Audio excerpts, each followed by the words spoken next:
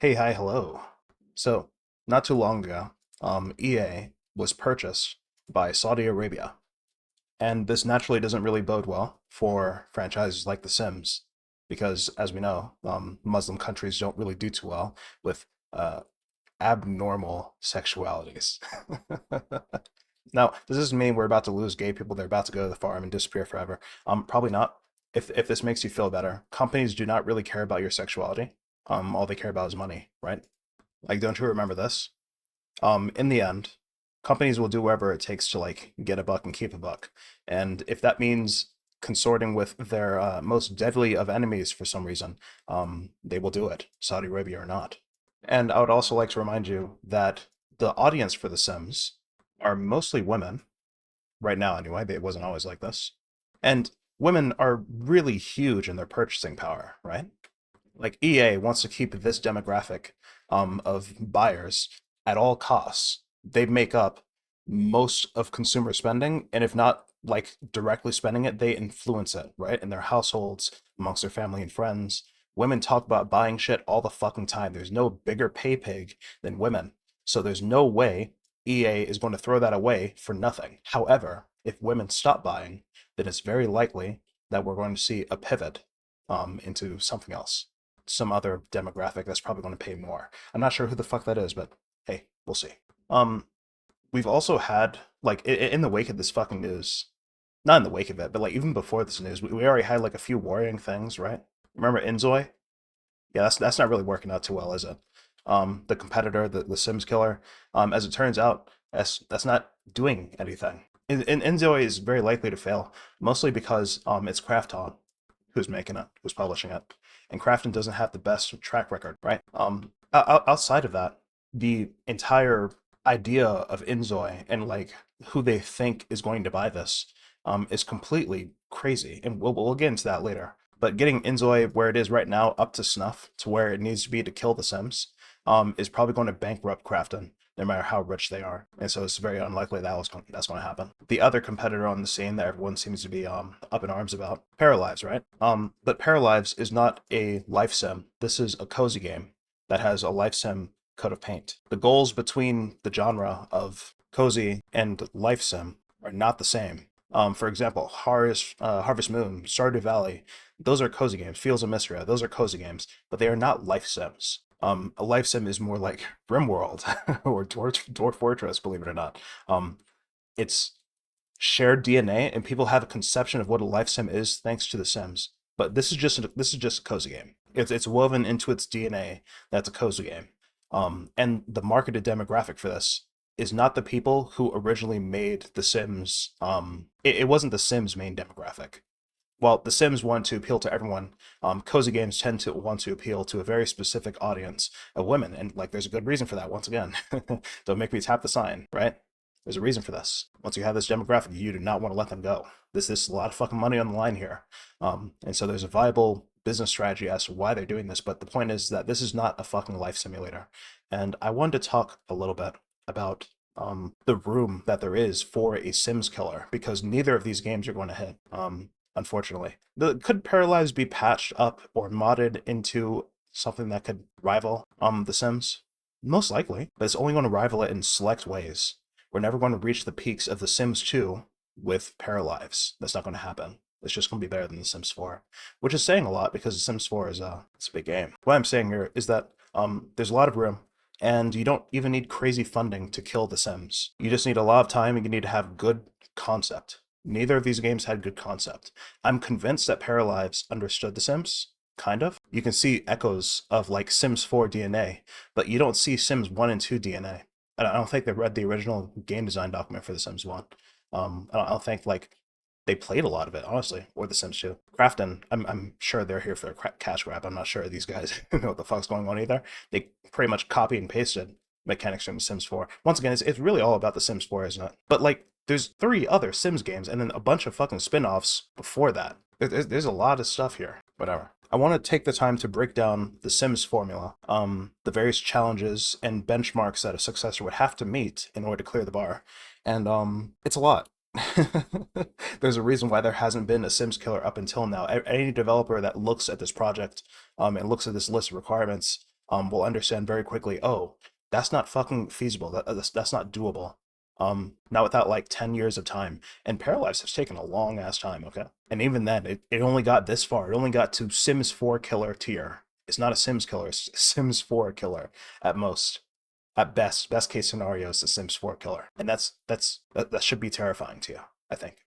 Before anything else, once again, making I say this with every game, making games is not difficult. And it's the same for a Sims like. Making a Sims like is not difficult, but this shit is toxic, okay? This is toxic game development we're going through here. First, I want to talk about AI simulation, the biggest part of a life sim. So, for those of you not know, AI simulation is literally just having an agent, an actor, that can perceive the world, interact with the world. So that's a crowbar, wrench. Yeah, let's do a wrench.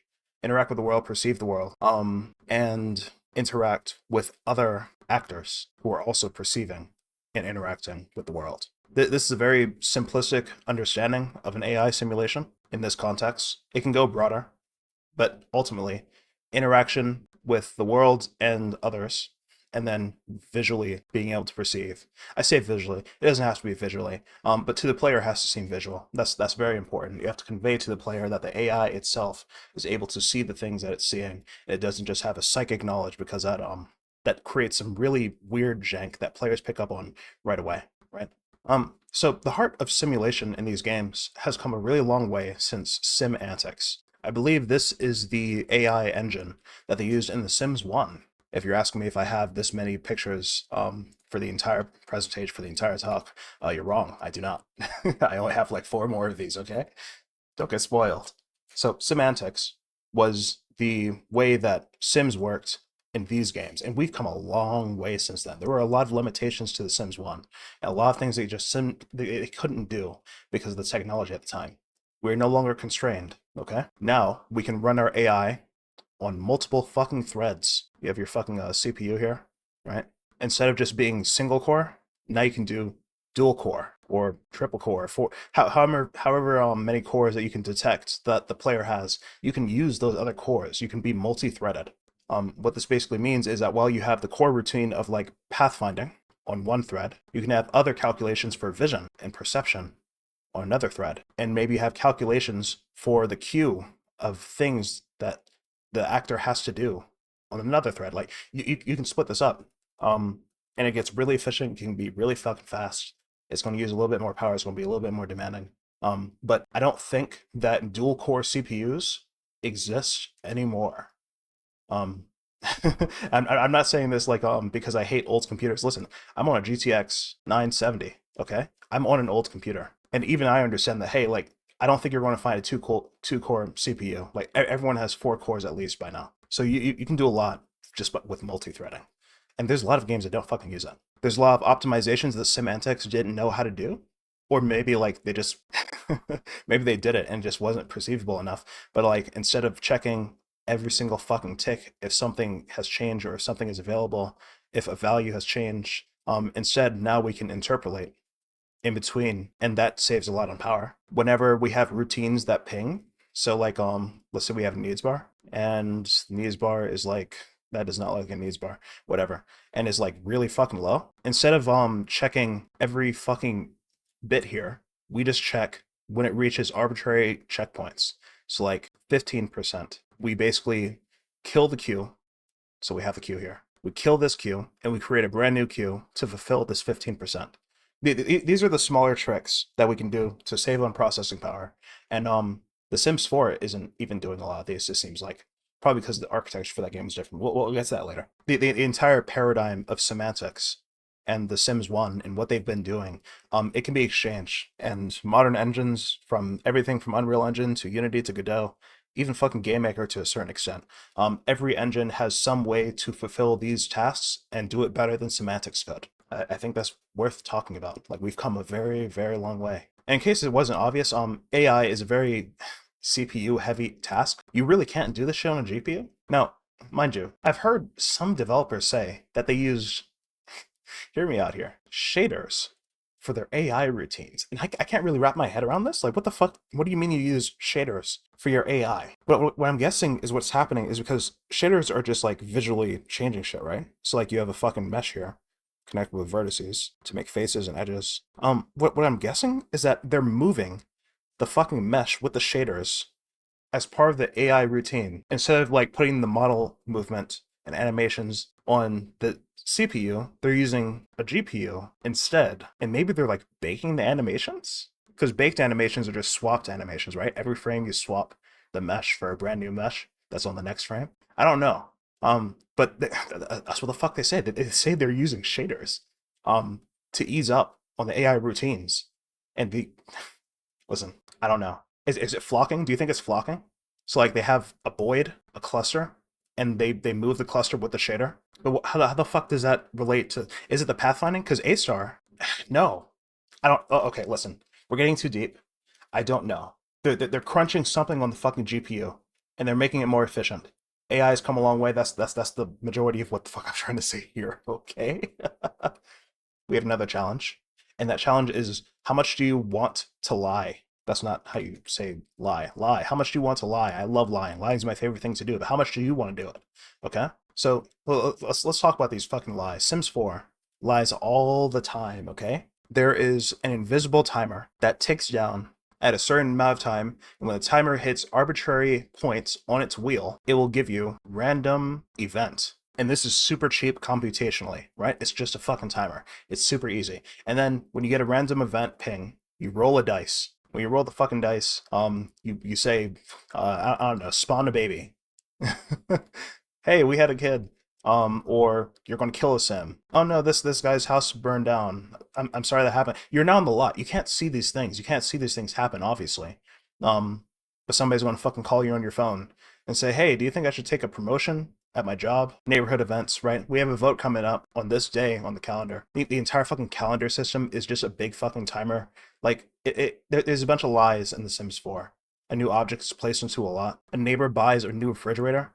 They just replace their current refrigerator. It's a swap. So like this on this tile, they swap refrigerator tile with new refrigerator tile. It's it's just very simple things like this. I think The Sims does work on the grid. At least the older games work on a fucking grid. I don't know about the newer games. The new games might not, but they kind of seem like they do. Sims likes to stand on the grid. Now, this was super efficient computationally, even though The Sims 4 still has is its performance nightmare. I'll probably get to that later. But The Sims 3, these motherfuckers did not like to lie, okay? They didn't lie. They didn't fake any of this shit. There wasn't an invisible fucking timer. Well, there probably was, but it wasn't as like built out as The Sims 4 was. Um, and the cost of this is that The Sims 3 suffered from bloated save files, death spiral towns. If you don't know what the fuck I mean by this, um, what can happen in this fucking Sims 3 is that because nothing's being faked. And this happens with all types of life sim games, okay? This happens in Kenshi, it happens in Oblivion. Well, it happened in Oblivion before they nerfed it, before they nerfed the rating AI thing. What happens is because you actually do real simulation and you don't fake the shit, um real simulation has people dying, okay? And people will die all the fucking time. So like the baker dies, right? You kill the baker in a town. This is a bit of a side tangent. You kill the baker. And now nobody's making food because this was the only bread merchant in town. And as a result, people are starting to starve because you're you're simulating everything. People are starting to starve. And when they're starving and they can't purchase food legally with money, they can't purchase food. Instead, they start to steal, right? They start to steal food from other NPCs. And if they're stealing food from other NPCs, there's a coroutine. Whenever an NPC gets stolen from, they get hostile, right? They get hostile because you're stealing. However, the NPC that's stealing doesn't, they're not inside a hostile state. They're not, this is just part of their routine. They're not in a hostile state. So when they're attacked, to them, it seems unprovoked. And so they attack back, feeling justified to do so. And neither reaches a point where they stop before one of them dies. And if somebody dies, especially in the presence of another NPC, they're like, whoa, what the fuck? You killed that guy. I'm gonna kill you for killing that guy. You committed a crime. And this guy still, dog. I'm not saying this happens in The Sims 3, but it's very easy for towns to death spiral because the simulation is too realistic. Once again, it doesn't happen like this in The Sims 3. This is a Kenshi in Oblivion type thing. And The Sims 3 is a lot more fucking tame, and the death spirals are a lot more mundane. It happens because a household runs out of fucking money, and they lose their fucking job, and they can't get another job because they don't have money. Um, and then they won't do like the shit jobs or whatever because their personality doesn't allow for it. I don't know. It's it's a lot more simple than I'm putting here in The Sims 3. But towns can death spiral, and you can end up with an empty town with nobody else in it and no babies being born, and it doesn't really take that many generations for that to happen. This also correlates with family progression, right? In The Sims 3, you could see like a big fucking family tree. You had grandpa and grandma who came together to make XYZ people, and those people made other people. And then there was somebody who married into the family from over here. This got really complex really fucking quickly. I don't think there was incest, but I don't remember there being incest anyway. I never really played with the families that much personally, but this was a huge fucking thing. This was crazy family progression. I should say that crazy because they don't fake it, bro. These motherfuckers were dying all the time. And of course, with crazy family progression, that leads to broken families, right? The breadwinner dies, and nobody's making any fucking money. Now, and also, because the save files get so fucking big, and people are tracked even in death, right? Death still tracks, and they don't clean out the fucking graveyard. Eventually the Sims will just lock up. They just stop fucking moving. The AI breaks altogether. The Sims 3 was a buggy fucking mess. Every Sims game is a buggy fucking mess, but The Sims 3 especially was a buggy fucking mess, bro. And not in a fun way. Like The Sims 4, at least when it's buggy, it can be kind of fun. But on The Sims 3, you couldn't play anymore. What I'm trying to say here is that you need to lie. It's important to lie. Every game developer lies, and if you don't lie, you find out very quickly why you should have lied. Right? It's very important that you lie. Lie more. Don't be afraid to lie. Lie to your players as much as you can. Let's get in. Actually, before that, I also need to talk about like the black hole. Right? There's a black typhoon that should stop every game developer in their fucking tracks when they think about wanting to make a life sim like The Sims or a Sims killer, right? And this black hole is content. Oh my fucking god. Do you know why Paralives has taken so fucking long? Why we haven't seen this fucking game in like 10 years? It's because the sheer amount of fucking content you need to even bother touching The Sims feet is absurd. The amount of decals, the amount of assets, the amount of animations, the amount of fucking hairstyles and beards and body morphs, the amount of fucking accessories, the eye colors, the lip colors. Don't forget you need some gloss for the lip colors, you need some decals for the face, you need scars. Oh my fucking god. That's just like the aesthetics. We're not even talking about like the actual content, like events or jobs or fucking lot traits and personalities and there's a lot here, bro. It's been built up over 20 fucking years. Okay, there's 20 years of content. You might be thinking, well, I'll just put out like a minimum viable product. I'll just put out an MVP and we'll go early access, right? And then we can build out those 20 years of content over time. You know who tried that? You see this dopey asshole right here? He tried that. How's it going for him? You tell me. How's it going for this motherfucker? His early access so he has time to build out all those fucking things, 20 years of assets. How's that going? Oh, he's being raked over the fucking coals because there's nothing in the game? Yeah, listen, I say this all the time. You're not supposed to listen to players. However, when it comes to players like this, that are this dedicated to the franchise, you kind of have to fucking listen because they have the power. And nobody else is playing your fucking game because you excluded half of your player base from the transition to The Sims 2 to The Sims 3. And that's your fault. So now you're beholden to this player base, and this player base doesn't really care about the realities of game development. Instead, they say, I want whatever the fuck I want, and I want it now, and it has to be everything and more. They're very demanding. And you have to fulfill those fucking demands. You need to fill in those 20 years. You need to fucking do it. The player base of The Sims will not leave The Sims, no matter how many. Like, look at this fucking Saudi Arabia deal, okay? This was a huge fucking thing. The gays were about to be erased from history, all right? They're about to have a fucking, they're about to go to the farm or whatever the fuck. All right? This is about to fucking happen. And what have the Sims YouTubers done? Nothing. They stayed. They're still making Sims content. They haven't transitioned to anything else because they know this is their home, right? It doesn't matter how many fucking gay people get erased. This is their home. They will not leave this. So for you to pull these fucking players who are willing to send gays to the farm for their game, for you to get them, you need everything The Sims does and more. They will not take anything less. I promise you they won't. You want to get a fucking review saying, yeah, this game seems really bare bones. Do not be this guy. Do not be this asshole. Okay? Don't be him. He's an idiot. You have to do it. And this the toxic part, right? This toxic stuff of developing a life sim in the vein of The Sims. It's very toxic. It's difficult. We'll get to the amount of content you need to make later. For now, I want to talk about like, the technical aspects of making a life sim in the vein of The Sims to like kill The Sims. Let's get into that. Okay, so technical. So first of all, this needs to run on laptops. Yeah, did you forget about these machines? You have to be able to run it on a fucking laptop. It needs to be run, you need to be able to run this on a low-end device. Because while a lot of people play the fucking Sims, not a lot of them are into tech. Not a lot of them have super powerful PCs, right? Maybe their boyfriend or their husband said, hey, you should really get this super powerful GTX 3080 for your YouTuber career. Most of these girls still have their laptops from college. It's very unlikely that the majority of them have high-end devices. Most of them probably have low-end devices, and you need to be able to cater to this. Inzoi did not sell as much as it could have because the consumers saw this 4K texture of wood, and they said, nah, that's not happening. They saw the fucking fabric, the folds, the 4K, 8K texture on this. Maybe it's upscaled, maybe it's not. They saw the water simulation. They saw the realistic lighting with PBR textures, okay? And they knew what time it was. They just knew. There's no contact shadows, no fucking ambient occlusion, but you can still see. Like this is very obviously high detail.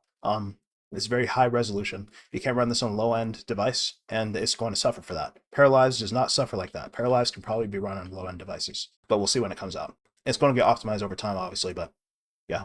This is very important. No crazy lighting, no Unreal Engine. You could probably do Unreal Engine 4, but no UE5. Absolutely no UE5. You can't do it. It's not even because of Lumen and Nanite, right? Like Lumen, that's the lighting engine of Unreal Engine 5. Nanite, that's just the LOD system. Even if you have both of these gone, you still can't fucking do it because Unreal Engine 5 itself, like the base engine that actually makes the games run, is heavy. This is a heavy engine with a lot of fucking tooling, and you probably didn't strip this tooling out, okay? You probably didn't customize the engine, you probably didn't get a fort, you probably didn't strip out all those parts of Unreal Engine 5 to make it lightweight. So just don't do it. Don't use Unreal Engine 5. All right. Paralives using Unity, good for them. Unity is not the best for this. But hey, it works. Whatever works. Okay. Custom engine's best for this, in case you were wondering. But nobody wants to make a custom engine for a fucking Sims game. Okay.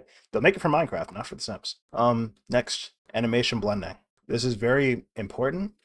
If you're making a Sims game that has the fidelity, the visual fidelity of The Sims 4. In The Sims 4, people will walk to a table. They will pull out a chair. They will sit down into the chair, and then they will scoot themselves into the table. And they will do this while talking to another person who is also sitting down at a table and getting into a fucking chair. And these animations have to be fucking synced. Sometimes these actors will shake hands with each other. And you have to blend all of these fucking things together. And that's, this might seem like a nothing thing, but you have to be very conscious of how the game looks, especially when the actors are interacting with each other.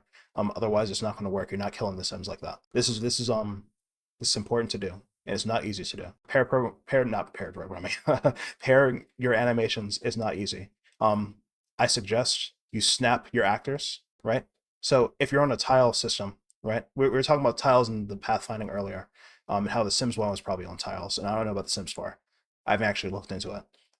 If you're on tiles, having the Sims lerp to the next tile and having that lerp play the animation, walk, and I'm sure you like any developer that's taking on a task like this probably already knows how to walk and talk, right? It's animation blending 101.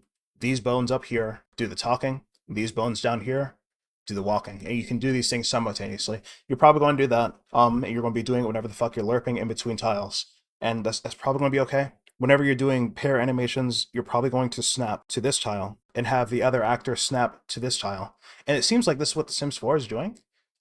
Because like when one actor arrives before the other, they just kind of like stand there, right? They just kind of stand there and they wait for both of them to be in the same place, and then they play the animation.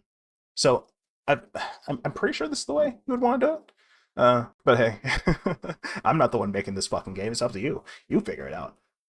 Next you're going to need, yeah, I already talked about syncing and pairing. So animation sync, animation blending. Animation layering, once again, I already talked about this layering. Um, this is something a lot of games struggle with, and The Sims is no different. Goal conflict. So the AI in the Sims games is I forgot the fucking name of it, but it's goal-oriented AI. Basically what's happening is you have an actor that is in a room with a fridge, a microwave, a television, and a game console. And each one of these things is projecting out a signal, right? Like a fucking bat signals, beaming radio waves to the actor or whatever actor they can get their hands on, right? There's like a radius. As long as the actor is within the radius, they will start beaming out the signal. And these signals carry numbers. So 15 for the game, 10 for the fridge, 3 for the microwave, and 2 for the television. And these numbers are compared to the actor's needs, right? These bars: hunger, sleep, thirst, whatever the fuck, right? They have these bars, they're compared to them. And the bar that's the lowest gets priority and gets a boost. So if the fun meter is like super fucking low, right? This is fun. Is super fucking low. And the hunger isn't quite at that tick mark that we mentioned earlier. This one, where I was like 15%, and then you suddenly cancel all your fucking items and yeah, that one. If the hunger is not there yet, they will queue up the fun. It's going to get a plus 20 modifier. And then all of a sudden, you have 35 fun, and that becomes the goal. And it's added to the queue. Have fun, right? You want to go have fun with the controller. And there's like multiple objects like this. I think this is very obtuse. It's a holdover of The Sims 1 and Simantics and the way they did it here. I think it's a bad way to do it. Instead, I think that every character should have it should be more data driven, in my opinion, right? So when it's data driven, basically every actor has access to a resource or a database, some type of key value store of like every action they can take in their immediate area. They'll do like, here's your actor. Instead of the things giving you access to them, you, the actor, have a radius. And if something is in the radius, then it's added to the list and it's up for consideration. And when one of these bars is low, you act on that thing. I think this is more efficient because there's millions of objects. This is one of the content issues with these fucking games. There are like hundreds of thousands. There are hundreds of thousands of objects, bro. All right, there's a lot of these fucking things, and when all of them are doing this shit right here, that's just, I don't know. To me, that seems heavy. To me, there's far less actors. There's far less Sims. There's far less Zoids. There's far less whatever the fuck these things are. There's far less humans than there are items. And so having the logic wrapped up with the humans rather than the items is going to make it a lot more lightweight, I think. This should be data driven. Now, I could be completely talking on my ass here, right? I could just like be misunderstanding how the system works, but I would advise you to let the values sit inside of a data store that you can easily tweak. Maybe like a JSON file or something like that. What we use now, YAML. YAML's kind of cool. Just let it sit inside of an exterior file and then access that file using that pinging system where I was talking about pacing the calls. This just every now and again. Bing, ding, ding, ding, bop. Ding, ding, ding, ding, bop. You just slow it down, and you can tune that for performance. And maybe when there's multiple actors on the fucking screen, instead of ding, ding, ding, ding, bop, it becomes ding for this actor, and then this actor acts out of sync. It's asynchronous. That's what they call this. Does that make sense? I hope that makes sense. What I'm trying to say here is that you don't want to handle these things like all at the same fucking time. You have to have a way to conflict to deal with these goals, and especially when there's multiple fucking actors. Sometimes there is like 20 fucking Sims on one lot. You have to be able to handle this, okay? The Sims can't even fucking handle it, all right? It's their fucking game. You need to be able to do better than that to be a Sims killer. You have to be able to do this AI simulation, not flawlessly, but really fucking well, okay? You can't have the same issues they have. It'd be a bit absurd. Where am I at? Jesus, 40 minutes of recording. This is a long video. I already talked about this 20 thing, but technically Sims in the settings can go up to 200 All right, there can be up to 200 Sims. That listen, my eyes glazed over when I said that just now. Actually, my eyes glazed over a little bit. I'm not gonna lie to you, okay? I wouldn't do that to yourself. Don't do that to yourself. You can certainly try. But if you're going to do this, make sure you're building something that scales. Data scales. All right, that's good. That stuff scales. This does not scale. You don't want to sit here having to hem and haw and tune every little fucking object. That's really inefficient. Don't do that to yourself. Okay. It's worth noting that The Sims 4 was built on a different architecture. Once again, I'm sure I'll get to that. I'll get to that. Right. All right. Yeah. So story progression. I didn't mean to start writing all that shit down there. I don't want to move it. So your Sims are babies. They are kids, teens, young adults, adults. Let's give them a tax bill because that's what it means to be an adult, to be fucking taxed. And they're old and still taxed because you're old. And old people deserve tax. And then they're fucking dead. Rip. I think there's a sales tax on the fucking tombstone. Look. This is the life cycle of a sim, and there's multiple things that happen during these various stages. Not only in your house, but also in NPC houses, right? Babies are born, kids get older, they have birthday parties, they invite you to the fucking birthday parties, right? They have a fucking cake, a candle on it. And you go to these birthday parties and it's a real treat, the entire fucking neighborhood's there. As teenagers, they're going to fucking school, right? Your classmates are at school and they're NPCs that grew up alongside your sim. They go to this fucking school. Okay. Like all these things, all these different stages, they happen alongside you. And when you're not looking at the fucking screen, these invisible timers that I was talking about down here around lying, they fake things happening, random event, a promotion, a job, a new piece of furniture. These various things happen when you're not looking, and these are all part of the story progression. Families break apart, people get married, children are born, etc., etc. Repeat. Family tree continues to grow. I saw a very interesting Sims retrospective where this guy was talking about how from The Sims 1 to The Sims 2, the main difference was that in The Sims 1, you only controlled one character, and so when you were playing, the entire dynamic was around one player. But in The Sims 2, you controlled an entire household because there was death and children and all types of shit. So all of a sudden, this became more like controlling a dynasty or a family rather than just one player or one character. And that was interesting. That was an interesting insight. I'm not going to talk about that just yet, though. Crowd navigation, I already kind of talked about this. So if you're working on tiles, just make sure people aren't going to your tile while you're already on a fucking tile, right? You don't want to have two Sims standing in one place. This has happened in The Sims 4. It's obviously not a fixed problem for them. Be sure that doesn't happen to you. When a tile is occupied, it's occupied. Don't let other people stand on it. The build and buy system. There's one thing I really like about Paralives, okay? They really nailed this build and buy thing. I think the best in The Sims was, fuck, that's difficult. The Sims 3 was really good, but The Sims 4 is even better. It's a lot easier to use in Sims 4. Basically, you're going to need to build this fucking tile snapping, swatch switching, fucking curves now because Paralyzed upped the game, all right? They upped the ante, they upped the bar. You need curves walls now, all right? You can't do without it. You need custom wall heights with doors that go on the walls. And unlike The Sims 4, make sure the doors are actually the same fucking color. Okay? Don't fuck around with that. Actually get that shit consistent. Have a dedicated palette. Oh yeah, you're gonna have to detect the fucking room type as well. Like you need to be able to understand that this is the bedroom. So you can actually have mechanics and programming that go into the fact that this is a bedroom and the bed is in this room. Like there are certain traits, like lot traits and all that. Those all rely on the fact that you can recognize what a room is and it has to be enclosed. Or maybe you set up zones, right?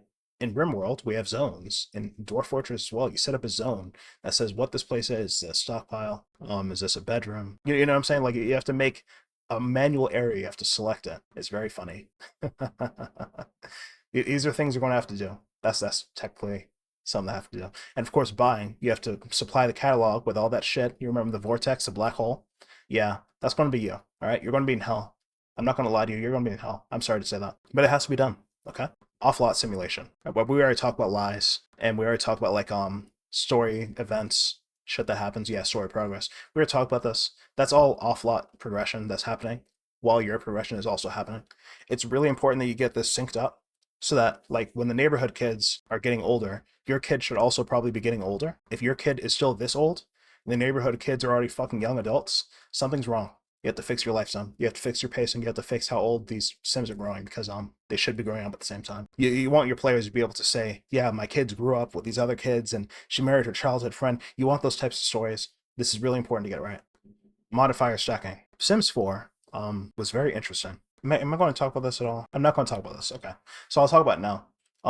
Sims 4 was interesting because they use an emotion system, right? You have your guy in the corner, he's happy, and he has this trait called happy. And because he's happy, he gets a moodlet called happy, which boosts his happy by 5. And then he gets another modifier because he ate like a really good steak, had a really good steak, and that's given him +3 to his current emotion, which is currently happy. So now he has +8 happy score, which makes him happy. And it maintains this one, which is like all these things have a different timer that's going down, right? And like every time you add a modifier, it refreshes. Every time you touch this original modifier, it increases the timer, which then keeps you happy for long amounts of time. And the only way this goes away is if another emotion that is stronger than this 8 happy overtakes it. So let's say you get into a car accident. This doesn't happen in The Sims 4. But let's say you got into a car accident on the way to work. This could have been an event. They could have did this, but they didn't. You get into a fucking car accident, and that is +10 stress. Well, now this +8 goes down to +5 because you are now stressed and not happy. And then that +3 from the steak adds to your current modifier. Yeah, now that adds to the fucking stress. So now you are 13 stress. And you have to wait for the timer from the car accident to tick down in order for some other emotion to beat it out. This is the Sims 4 emotion system, and it's very interesting. It's a very, very interesting system. And if we had to be honest, is this a good representation for life and like how these things happen? Kind of. I don't think we've found a perfect recipe for how to do, the state of your sim and like the state of your life and how to convey that. I don't think we found that yet. This is very close though. I know a lot of people disagree with this. This is my hot take. But I do think that Sims 4's emotion system is probably the closest we're going to get to this. Because it's true that when things are going bad in your life, they just get worse. It feels like it's one thing after another. When things are going good, you're kind of on cloud 9. You're kind of floating above all your problems, and that's a real. You can convey that with the emotion system. It's just not fleshed out enough. And if I was a wizard, I'd be able to give you the fucking solution to this. Unfortunately, I do not have a solution. What is a better way to convey the player's life state? Like, how are they doing? How are you? How do you answer that question? I'm not entirely sure. And the last technical thing is probably multitasking AI. So I was talking about this thing with the bones and the animation, right? But they also need to be able to think of their next action. We were talking about queuing, how objects in a room would talk to you, and they would add to a list of things that you have to do next to the queue. This has to happen while these animations are going on. And it's important that you're not like overloading yourself. This is where the multiple threads going to come in. You can do these things on different threads, and it should save your performance a lot. I hope it does. I could be fucking wrong, but that's the ideal. So that's the technical aspect of all this. Oh my god, there is a lot. Okay, I hope this stuff's making sense so far. That I'm not like losing you.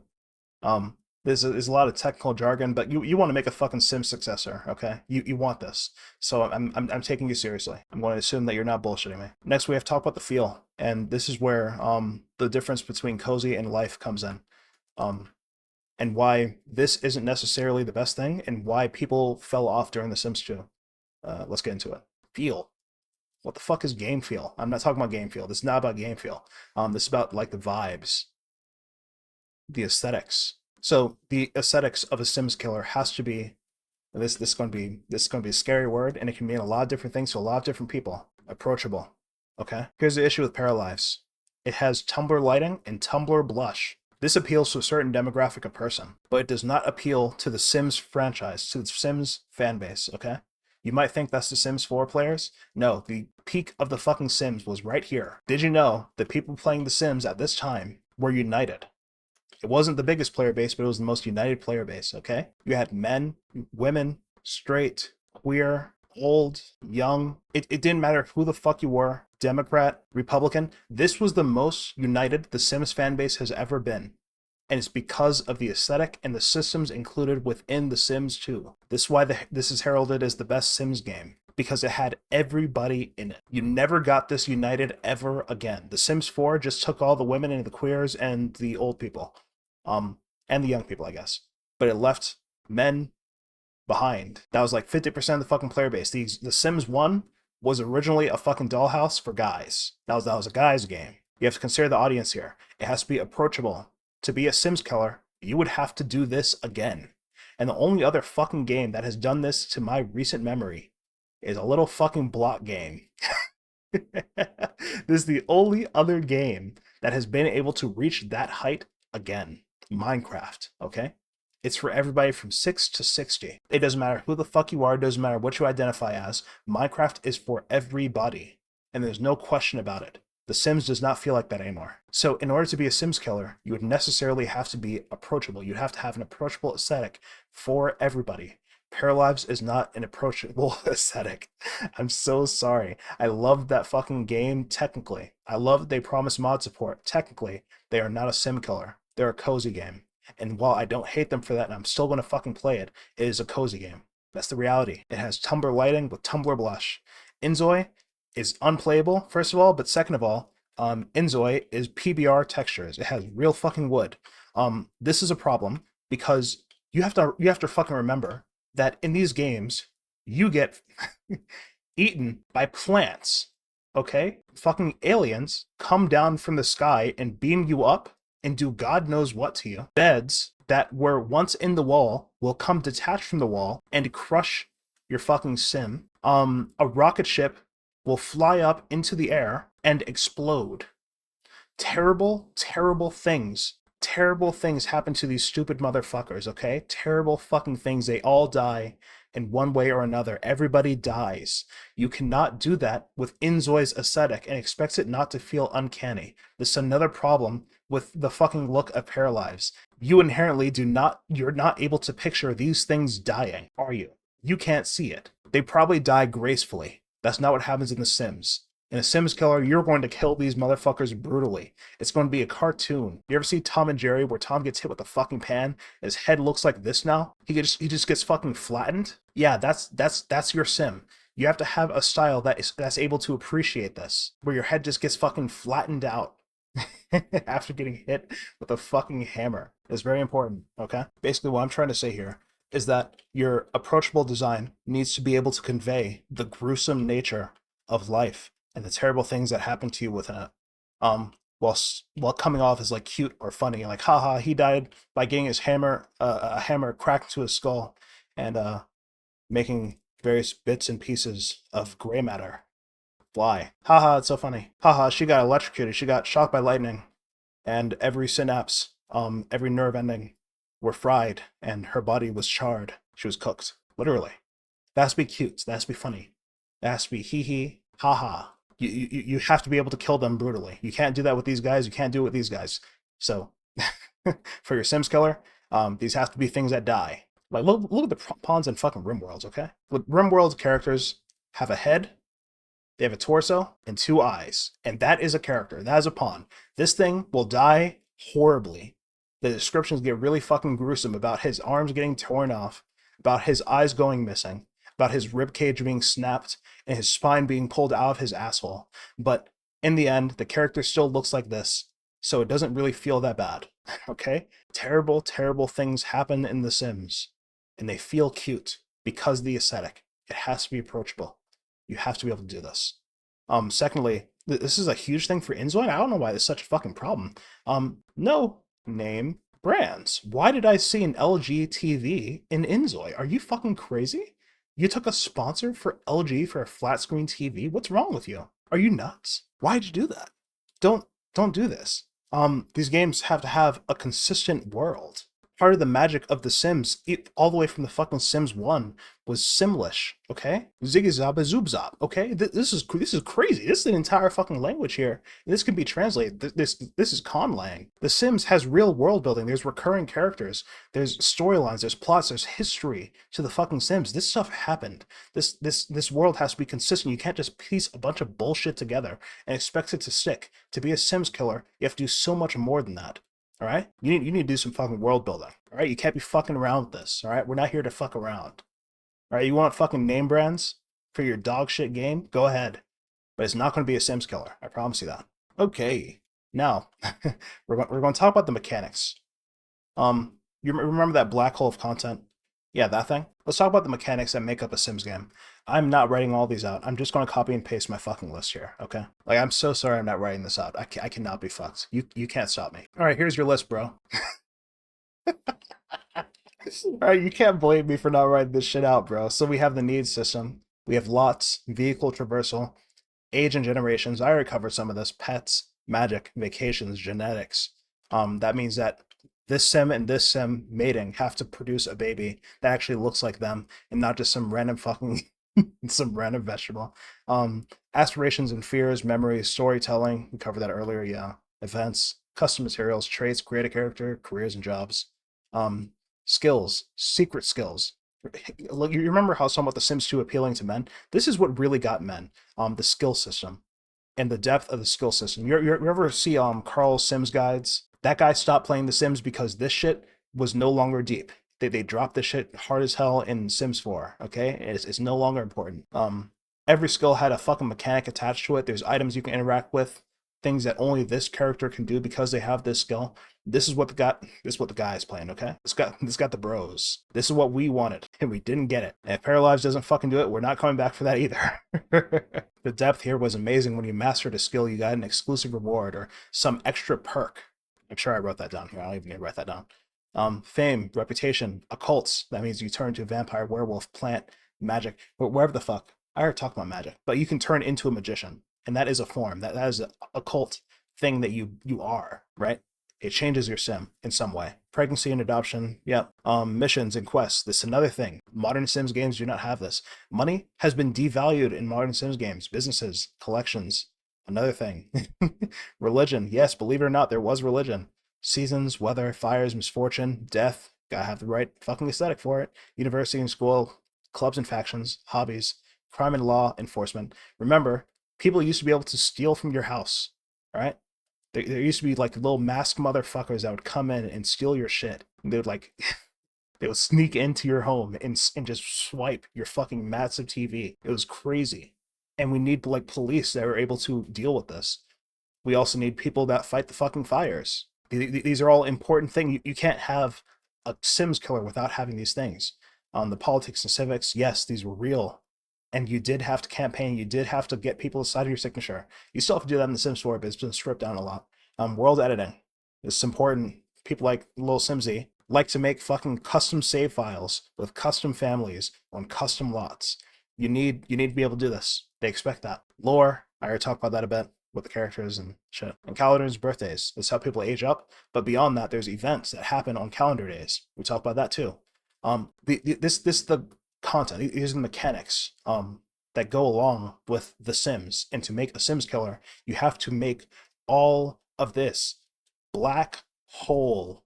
It is a black. This takes 10 years with a small team, bro.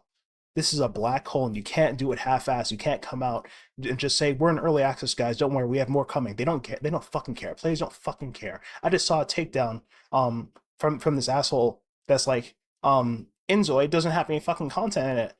And that means it's a shit game. What was his fucking name? Malcolm something? Listen, bro, this is annoying, bro. Okay, this is annoying, but you don't have a choice. You don't have a choice. People are going to pull you over the fucking coals if you don't have all of this.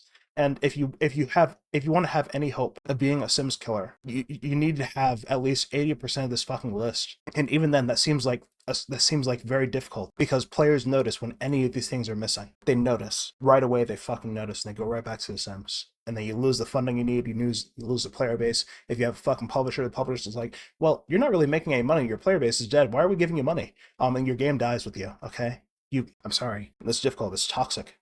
This is what I meant by toxic. This is a toxic thing to get into to make a Sims killer.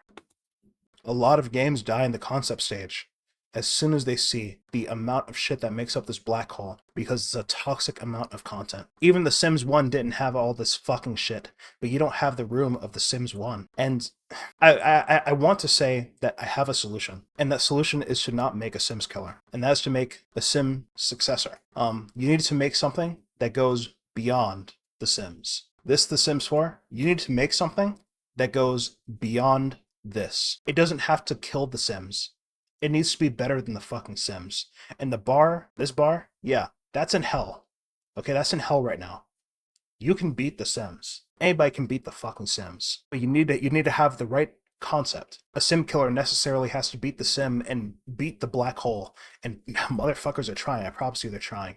But to succeed past the Sims, you need to evolve the formula. And I'm going to talk about that a bit here. And I'm not sure how this is going to go because it's super fucking vague. And I've said this in multiple videos. I don't like to talk about this stuff without a solution.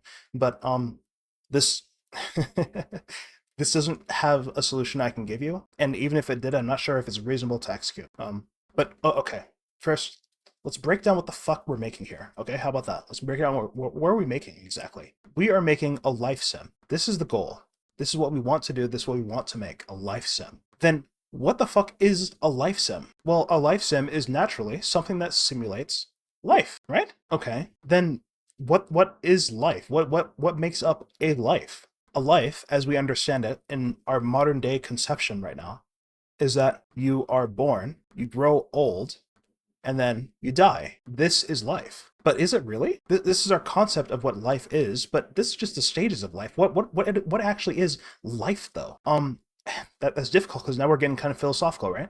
Like life is what you make it. Like life is made meaning. It's the meaning that we give to ourselves because life inherently doesn't really have a meaning. We make it up as we go along. And so the meaning that we generally have settled upon is fulfillment. So life is fulfillment. Okay, then what the fuck is fulfillment? What is fulfilling? This varies based on your age, based on your gender, based on your background, based on your culture, based on where you are in fucking history. Whenever you're thinking about your life, you have to think about like the context in where your player is. We've been struggling with this for ages. Okay, is life just the babies? Is life the marriage? What is the fulfillment part? Where do we get off? Is the money? In The Sims 1, life and a fulfilling life was a really big house that sat on a hill far away from that dog shit little rat shack that you had out in the middle of nowhere. This was life. This was fulfillment. This is the goal. You get enough money to get to the big house. You get married. I don't know if you could have kids in Sim 1, but like this was life. This was the fulfilling part. And this is, I'm sure you can feel it too. This is a very shallow interpretation of life and fulfillment. Really? Is it just to get a big fucking house, a big fuck off house? Isn't there so much more to life than that? Of course there is. For some people, fulfillment is the journey to the big house. And that kind of makes sense. Playing the game is more important than finishing the game. The journey beats the destination. But that's not how it is for everybody. For some people, it's about being popular and like maintaining that popularity, having a lot of fucking friends and maintaining all those social relationships. In certain games, like Persona series, it entirely revolves around your social bonds. This is the entire point of fulfillment. To live a fulfilling life, to gain power, is to be connected with people. Death Stranding as well. To be fulfilled is to be connected. This seems like a very Japanese concept of like popularity being important in this way. But it's important in Western context too. It's just in different ways. It's not that you want to be connected to people, it's that you want to be important. Why is the biggest house on the top of a hill? And why is this one all the way the fuck down here? It's a hierarchy. It's to be at the top of the pyramid. To be at the top of the pyramid is the important part. It doesn't matter if this pyramid is money. It doesn't matter if this pyramid is positions, so a CEO. Even if the CEO only made 47K a year, he's still important. And that's a pinnacle. That's fulfilling. Because you're a CEO of a company. You own something. Ownership is fulfillment, because it's important to you. Do you understand? This can go a lot of different ways, and the way that you tell this story of what life is, and if what's important to the player, what should be important to the player, the message you want to convey, is going to determine the type of life sim that you make. Okay. The third thing is that a life sim has to be emergent. Later sim games lost this factor, and I think this is what makes the difference between a cozy game and a life sim. Things happen, okay? Shit happens. And when shit happens, how you react to it determines the type of person you are. This is a part of life, and it's also a very cognizant gameplay system. When we were talking about games that were killing themselves because the developers refused to lie, like Kenshi, Oblivion, Sims 3, these are games that are very emergent. crazy shit happens all the time. People die, people get married, shit happens, and you have no control. In Sims 4, all these things that happen, all these random events, for most of them, you have a choice to tell them yes, do that thing, or no, do not do that thing. The player has complete and total agency, like a god, over the world. That wasn't how these things go. It's not how life is. Life is emergent. No one has complete and total control. It doesn't matter how much money you have, doesn't matter your position. No one has complete control over what the fuck happens to them. This is important to be able to simulate, in my opinion anyway. So it has to be emergent. Things have to happen without the player's control, and they have to be allowed to adapt to these crazy fucking things. Sometimes your bills will go up. Sometimes you'll get kicked out of your fucking house. Sometimes your job will lay you off with no fucking severance or warning. And sometimes you'll have to sue a motherfucker for hurting you. These are emergent parts of life. That is what makes life spicy, right? This is what gives life the spice that it has. Things happen. Sims games do not do this. And so they are not really the best life sims. And that's kind of my entire argument that I'm trying to make here at the end of the fucking video, is that this is not necessarily Sims is not necessarily the pinnacle of what the fuck we can do. This is actually like the very bottom layer of what the fuck is possible, especially with modern technology and our modern systems. With clever programming and great design, you can do so much more than The Sims. And people have, but they just don't call themselves life sims. RimWorld is a fucking colony sim. That's not a fucking life sim, but there's nothing more realistic than fucking RimWorld, where you can get sepsis.